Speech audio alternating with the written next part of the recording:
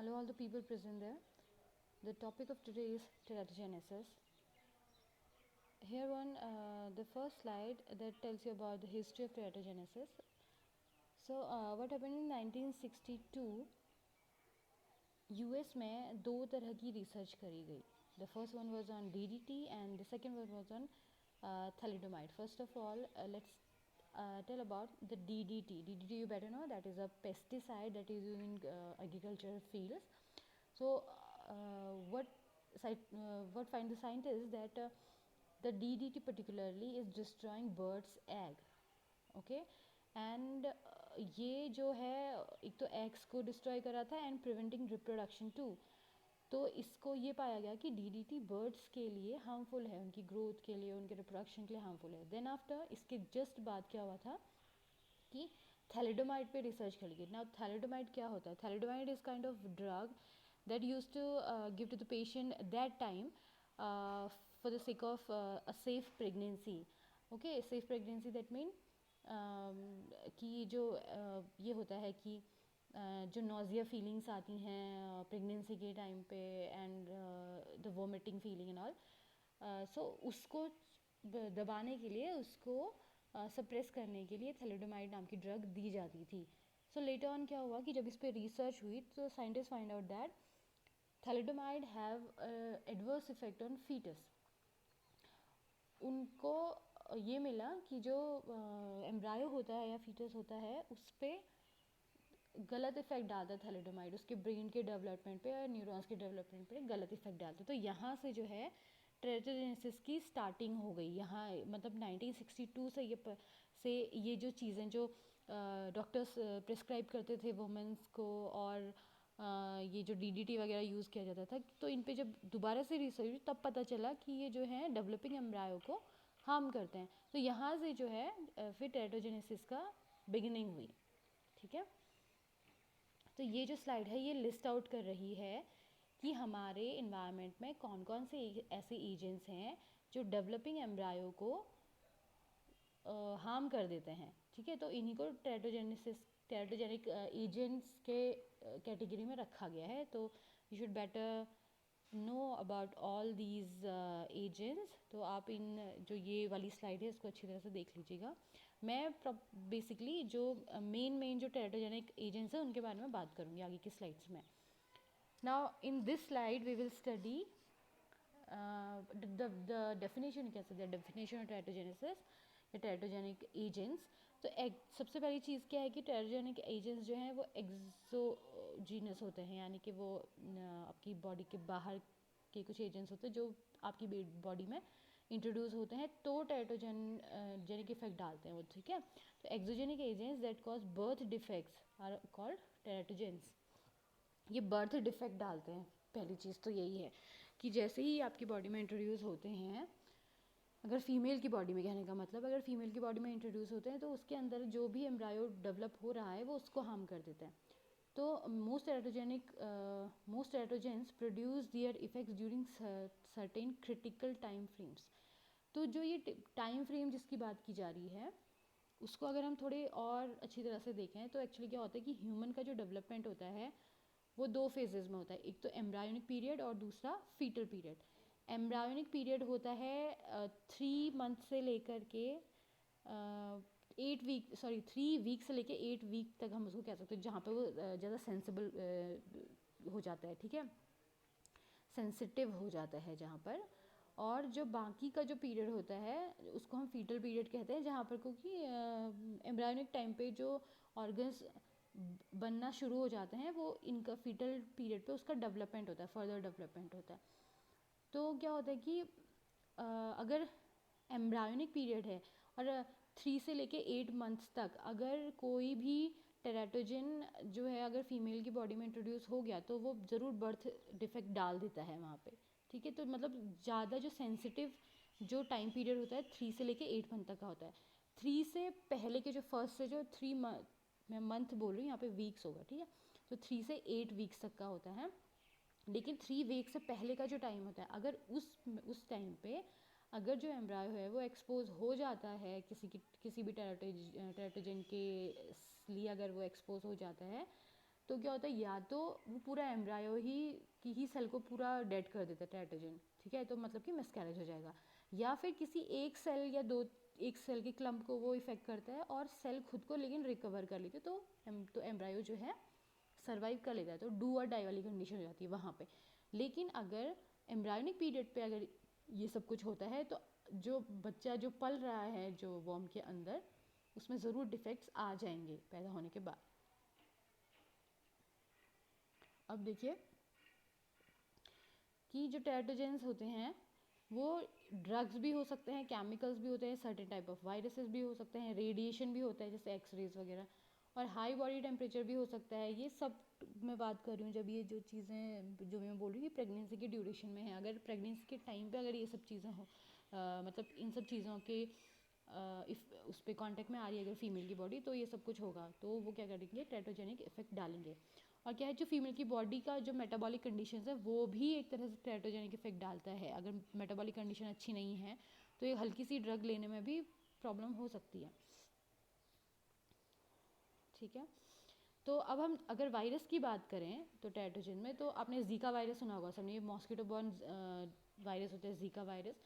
तो Zika virus के contact में जो भी एम्ब्रायो आएगा, ठीक है, उसको क्या हो जाएगा, उसमें स्मॉल ब्रेन और हेड, स्मॉल ब्रेन और हेड, अगर ब्रेन स्मॉल है, हेड स्मॉल है, तो वहाँ से निकलने वाली जो नर्व्स हैं वो भी सप्रेस हो जाती है। मतलब कि बच्चा जो है जब वो पैदा होता है बच्चा, तो वो नॉर्मल बच्चों की तरह नहीं होता, उसमें कुछ ना कुछ डिफेक्ट्स आ जाते हैं, लर्निंग कैपेसिटी उसकी कम हो जाती है और कुछ अनयूजुअल बिहेवियर्स उसके रहते हैं, उनको कोई भी चीज़ लर्न करने में बहुत ज़्यादा परेशानी होती है, ठीक है। और इसका जो पाथवे है जो जीका वायरस का, वो क्या है, वो माइक्रो आरएनए लेवल को डैमेज कर देता है। तो माइक्रो आरएनए लेवल को डैमेज करेगा, जिसकी वजह से कि वो न्यूरल सेल, जो activation of neural cell death pathway and reduction stem cell division, वो स्टेम सेल के डिवीज़न को रिडक्ट कर देगा और जो नेचुरल सेल डेथ पाथवे होता है उसको एक्टिवेट कर देता है।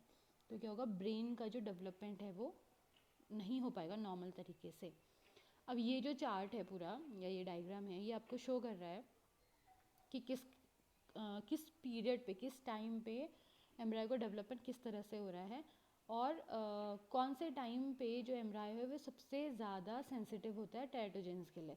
जैसे ये देखो 1 से 2 मंथ वाला जो 1 से 2 वीक वाला जो टाइम होता है, इसमें या तो एम्ब्रायो बच ही जाएगा या फिर उसकी डेथ ही हो जाएगी अगर वो टेराटोजन के इफेक्ट में आया है तो।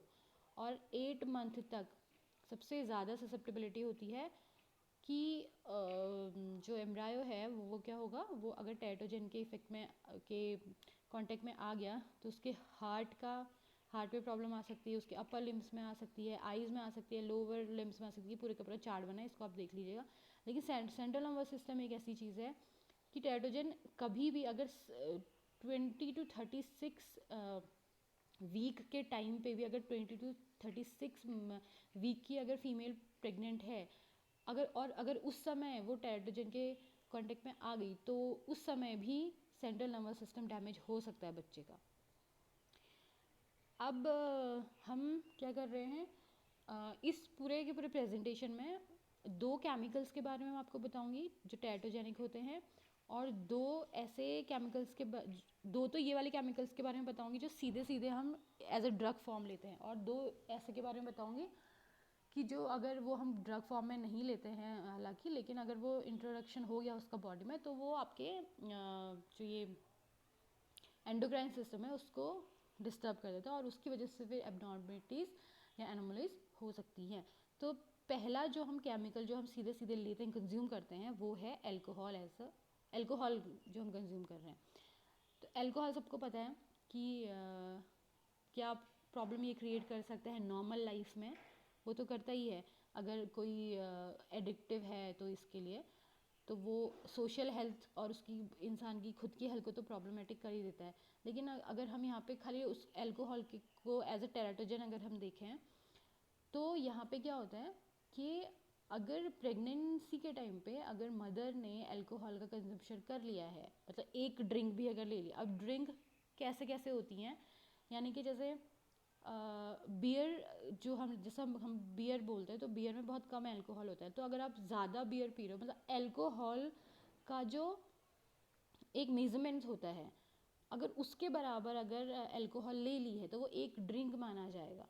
ठीक है, मान लो चलो आपने 12 अल्कोहल ले ली, 12 बियर ले ली हैं, तो अगर उस 12 बियर्स पी ली हैं तो उसको ये मैं फॉर एग्जांपल बता रही हूँ, तो उसको क्या हो जाएगा, वो एक ड्रिंक के बराबर माना जाएगा। ठीक है, तो मतलब एक ड्रिंक का वो समझ लो।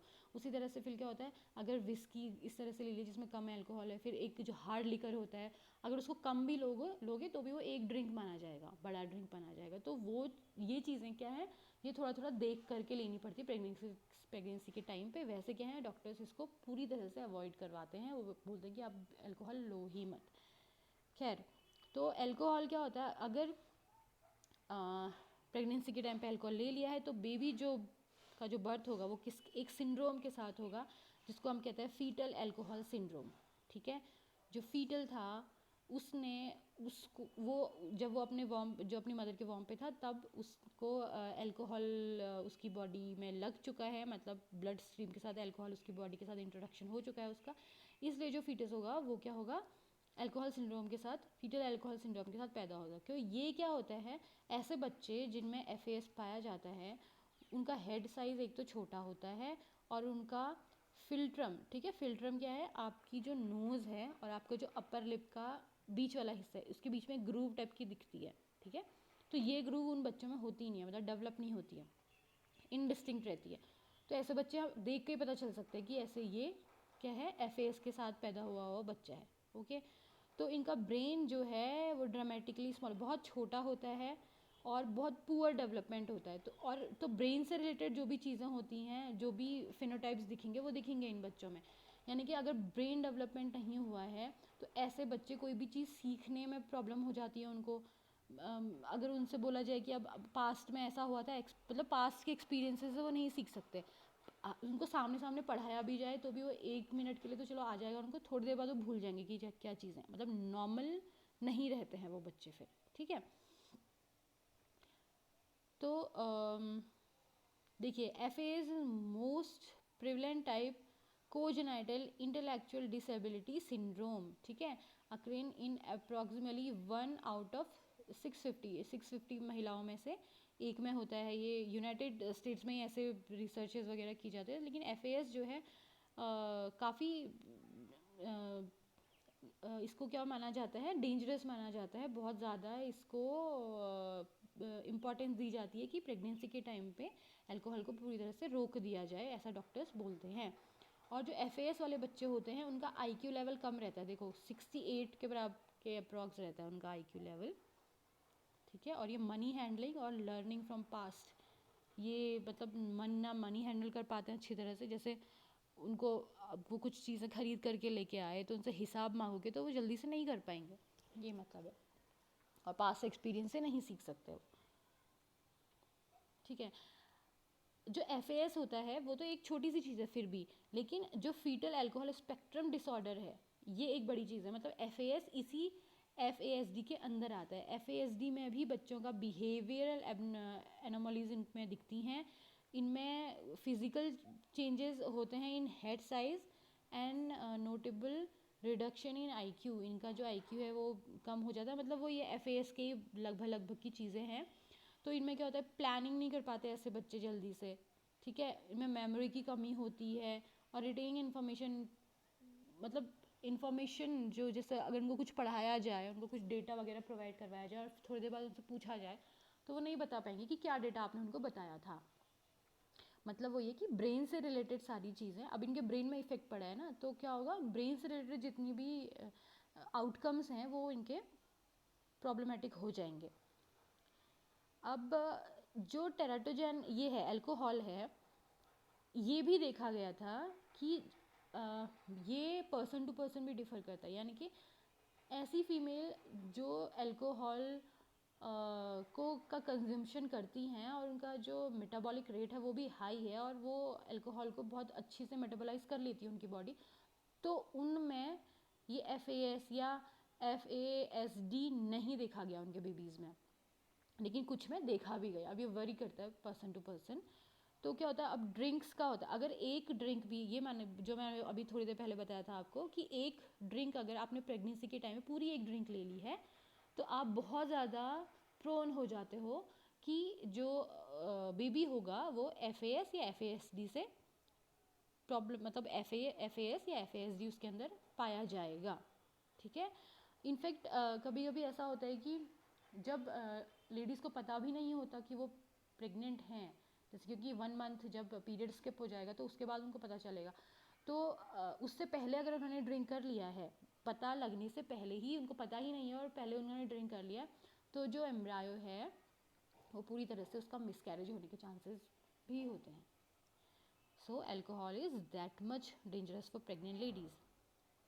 देखिए ये पिक्चर जो है ये नॉर्मल ब्रेन दिखा रहा है, ये एबनॉर्मल ब्रेन दिखा रहा है। मतलब नॉर्मल ब्रेन ऐसा होता है और अगर FAS या FASD है तो बच्चे का ब्रेन इस तरह का हो जाता है। गैप देखो बीच में बहुत ज़्यादा है, कहने का मतलब है कि ब्रेन का डेवलपमेंट नहीं हो पा रहा है अच्छी तरह से। ठीक है। अब दूसरा आता है retinoic acid as a teratogen. Retinoic acid या पता होगा आपको, ये होता है विटामिन A का डेरिवेटिव। ठीक है। रेटिनोइक एसिड की भी एक हिस्ट्री है। रेटिनोइक एसिड जो है 1970s की बात है, आई थिंक सो। तो वहाँ पे उस समय पे क्या होता था, 1970s या 80s की बात है, तो वहाँ पे उस समय पे ये होता था कि जो कैंसर पेशेंट्स होते थे उनको ये रेटिनॉल दिया जाता था। रेटिनोइक एसिड, रेटिनॉल, आइसोट्रेटिनॉल, ये सब उसी में आते ही की कैटेगरी में, मतलब होते सब लोग ये रेटिनोइक विटामिन A के डेरिवेटिव्स होते हैं। जैसे एडाप्लिन भी है आजकल, एक एडाप्लिन चला, थोड़ा सा वो कम उसका है, मतलब कम डेंजरस माना जाता है। तो उस टाइम पे क्या था कि कैंसर पेशेंट्स को ये वाली ड्रग दी जाती थी, रेटिनोइक एसिड। और जो ये होते हैं, जो टीनेजर्स होते हैं, यानी कि 17-18 साल वाले बच्चे, इनफैक्ट टीनेजर्स ही नहीं, किसी को भी अगर सिस्टिक एक्ने हो जाते हैं ना, एक्ने होते हैं जैसे पिंपल्स वगैरह, और तो उसमें उसके ट्रीटमेंट के लिए ये रेटिनोइक एसिड दिया जाता था, लगाने के लिए भी और खाने के लिए भी। खाने के लिए आइसोट्रेटिनोइन दी जाती है और लगाने के लिए रेटिन A, रेटिनोइक एसिड, ऐसे करके अलग अलग ब्रांड्स होते हैं, वो अलग अलग अपना नाम लगता है। रेटिनोइक एसिड ज़रूर होता है क्योंकि इसका एक्चुअल साइंटिफिक नेम यही है। तो उस समय अमेरिका में क्या, तो उस हाँ मैं तब की बात कर रही हूँ आपसे। तो उस समय क्या था कि आराम से दी जाती थी सभी को, और ये अपना मतलब जो इसका इफ़ेक्ट है ये एक्ने पे, कैंसर पे, ये अपना अच्छा असर भी करती थी। लेकिन फिर क्या हुआ कि जब एक्सपेरिमेंट्स होते रहे धीरे धीरे कर, तो उसमें ये पाया गया कि जब जो लेडीज़ थी, जब उनका जो चाइल्ड बियरिंग, जो उनके एज स्टार्ट होती है जैसे 18-19 साल इस तरह से, यानी कि पीरियड्स आने के बाद सीधे उसी टाइम पे पिंपल आने की एज भी होती है। यानी कि जो पिंपल्स, सिस्टिक एक्ने हो रहे हैं, तो वो भी टीन एडोलेसेंस में आते हैं और चाइल्ड बियरिंग एज भी एडोलेसेंस ही।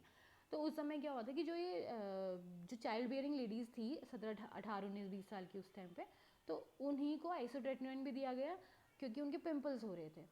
तो ये पाया गया, हालांकि वो तब उस समय ये नहीं पता था कि जो आइसोट्रेटिनोइन जो है प्रेगनेंसी, जो बच्चा है उसके लिए प्रॉब्लमेटिक हो सकता है। उस समय ये नहीं पता था। वहाँ पे तब ड्रग इसलिए दी जाती थी क्योंकि उनके एक्ने सही हो जाएं। लेकिन तब जब रिसर्च हुई तो ये पाया गया कि ऐसी लेडीज़ जो प्रेग्नेंट हैं और वो आइसोट्रेटिनोइन भी ले रही हैं, उनका जो बेबी है वो मेंटली रिटार्डेड पैदा हो रहे हैं। ठीक है। तो तब जब फिर और रिसर्च करी गई तो ये पता चला कि अगर आइसोट्रेटिनोइन के कांटेक्ट में आती है फीमेल, लगाने के बाद भी या खाने के बाद कैसे भी अगर उसके कांटेक्ट में आती है, तो बेबी में एबनॉर्मलिटीज़ आ जाती हैं, उनका वही ब्रेन साइज़ उनका छोटा हो जाता है। ठीक है। तो तब से जो है फिर आइसोट्रेटिनोइन या ट्रेटिनोइन को वार्निंग के साथ आता है अब वो, कि ब्रेस्ट फीडिंग लेडीज़ और प्रेग्नेंट लेडीज़ इसको बिल्कुल यूज़ नहीं कर सकती। ठीक है।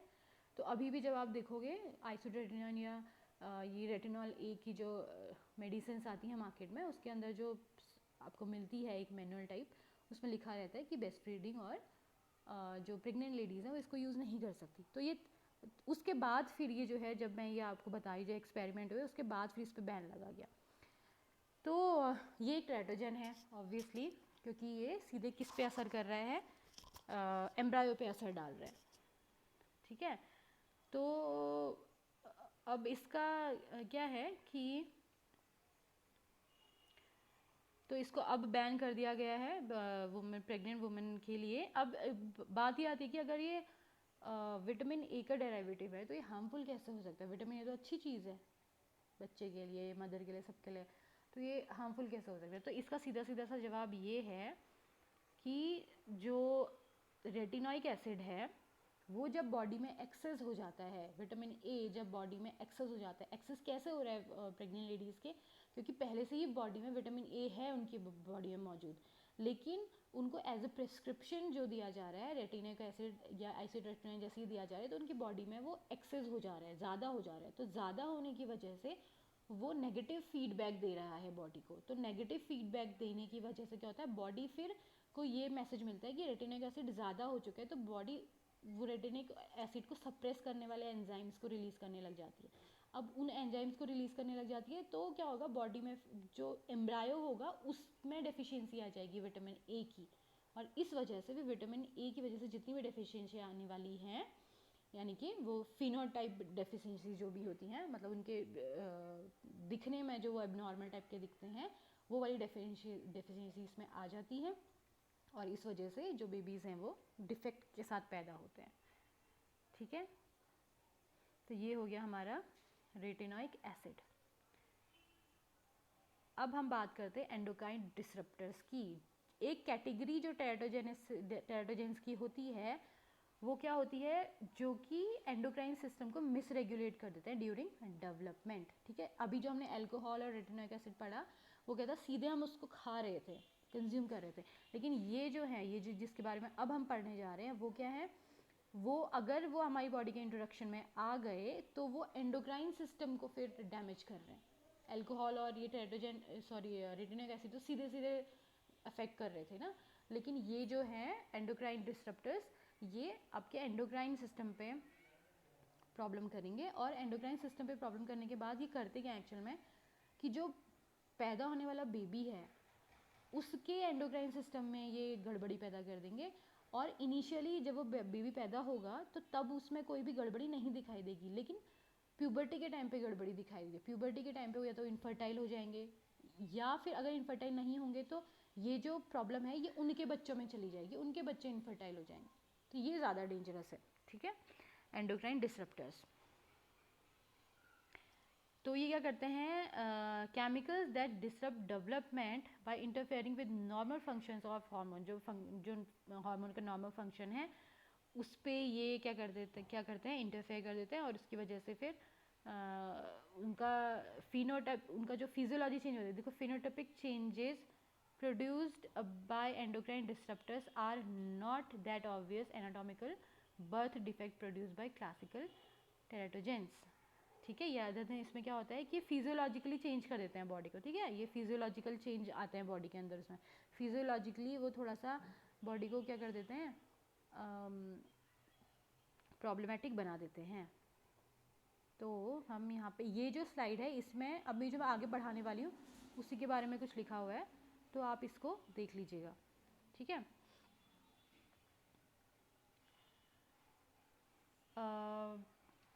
ओके, ये भी वही चीज़ है जो मैं आपको आगे समझाऊंगी, इसका थोड़ा सा ब्रॉड ज़्यादा फॉर्म में है ये। अच्छा चलिए हम पहले DES के बारे में देख लेते हैं, यहाँ पे देख लेते हैं। तो पहला वाला जो एंडोक्राइन डिसरप्टर है वो है डाईइथाइलस्टिलबिस्ट्रॉल। ठीक है, DES इसको बोला जाता है शॉर्ट फॉर्म में। डाईइथाइलस्टिलबिस्ट्रॉल ये क्या करता है, ये भी एक तरह की ड्रग थी पहले। ये जो सारे के सारे टेराटोजेंस हैं इनका एक इंटरेस्टिंग फैक्टर ये है कि ये पहले ड्रग के फॉर्म में दिए जाते थे, मेडिसिन के फॉर्म में दिए जाते थे, फिर इनको पता चला बाद में कि ये क्या है, टेराटोजेंस हैं। ठीक है, ये इनका इंटरेस्टिंग फैक्टर है सबका। तो डाईइथाइलबिस्ट्रॉल भी एक ड्रग के फॉर्म में दिया जाता था, जो कि प्रेगनेंसी को मैनेज करने के लिए दिया जाता था, मतलब कि प्रेग्नेंट लेडीज़ को मैनेज करने के लिए दिया जाता था। बात ये होती थी कि प्रेगनेंसी के टाइम पे एक नोजिया फीलिंग आती है जो लेडीज़ को, और वॉमिट वाली फीलिंग्स आती हैं, तो उसको सप्रेस करने के लिए, उस जो प्रॉब्लम्स होती हैं उस टाइम पे, उसको मैनेज करने के लिए ये डोज दी जाती थी DES की। फिर इस पर फिर से जो है 1947 की बात हो रही है, 1947 से लेके 1971 तक दिया जाता था। तब तक DES के हार्मफुल इफेक्ट नहीं पता थे।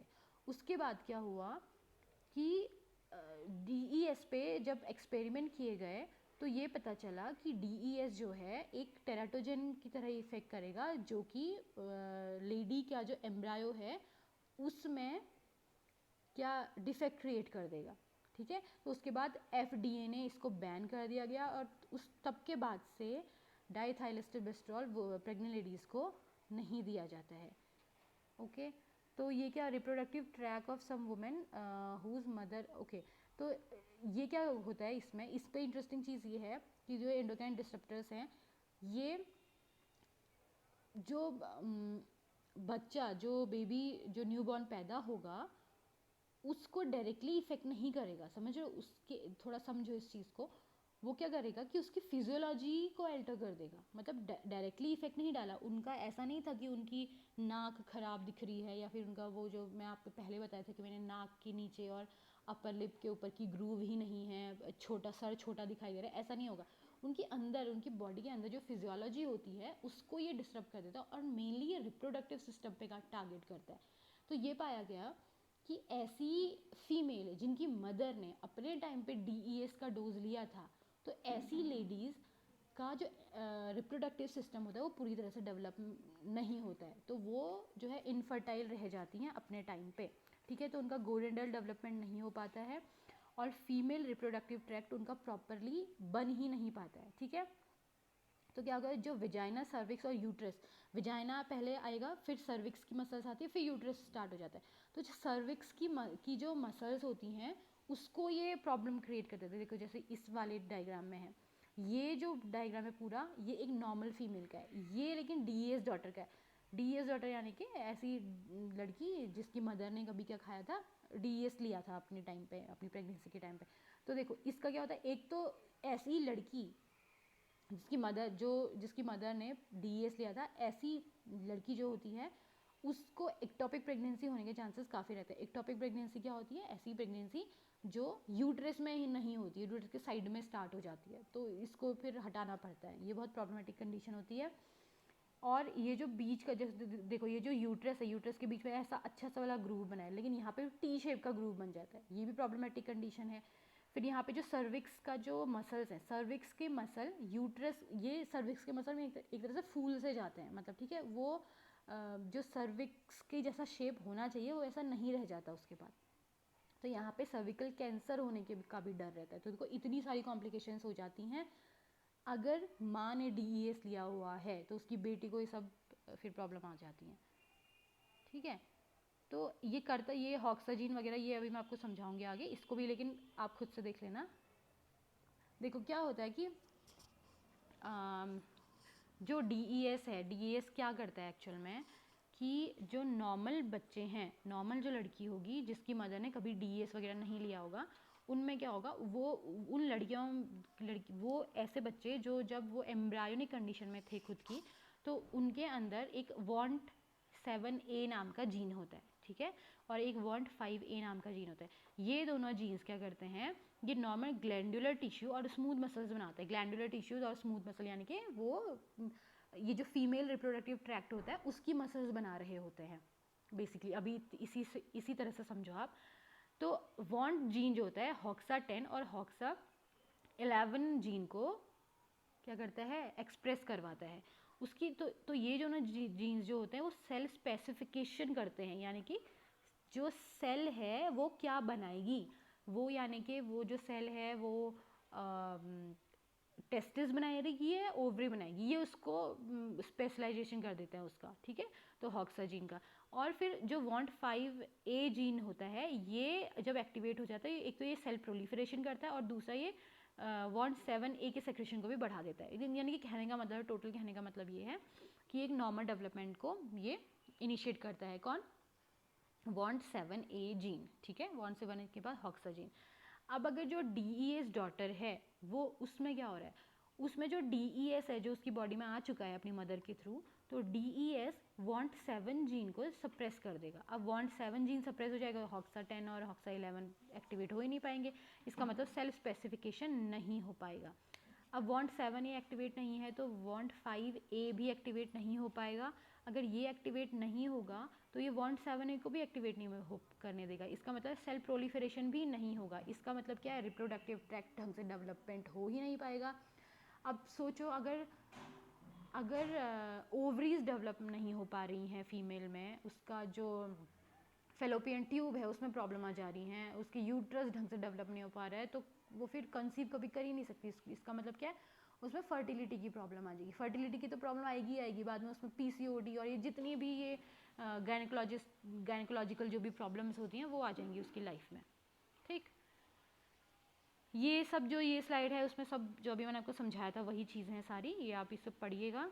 फिर हम दूसरा जो आता है हमारा जो बहुत मेन है वो है बिस्फेनॉल ए। ठीक है, बिस्फेनॉल ए स्टेरॉयड हार्मोन का सब्स्टिट्यूट होता है। मतलब स्टेरॉयड हार्मोन जो नेचुरली हम इसको डिराइव नहीं कर पाते तो उसका एक मिमिक के तौर पे ये हम बिस्फेनॉल ए को यूज़ किया जाता था पहले। तो बिस्फेनॉल ए पहले तो स्टेरॉयड हार्मोन के फॉर्म में दिया जाता था, बाद में ये पाया गया कि बिस्फेनॉल ए उसको प्लास्टिक के लिए भी बहुत अच्छी तरह से यूज़ किया था कि प्लास्टिक की वो लाइफ बढ़ा देता है। ठीक है, बिस्फेनॉल ए, तो बिस्फेनॉल ए जो है ये केमिकल जो है प्लास्टिक की बॉटल्स होती हैं, बियर के केन्स होते हैं जो, और प्रिजर्व जो फूड होते हैं उनके केन्स हो गए, जो हम लोग ये लेके आते हैं ना पैक्ड फूड होते हैं, उसके अंदर की इनर लाइनिंग जो होती है वहाँ पे बेसिकली जहाँ पे प्लास्टिक होगा वहाँ पे बिस्फेनॉल ए आजकल मिलेगा। तो बिस्फेनॉल ए हर जगह मिलता है कहने का मतलब है। लेकिन बात ये आती है कि बिस्फेनॉल ए मिलता तो हर जगह है, लेकिन वो क्या होता है, बिस्फेनॉल ए अगर बॉडी जो फीमेल बॉडी होती है अगर उसके कांटेक्ट में आ जाता है तो बिस्फेनॉल ए क्या करता है, जो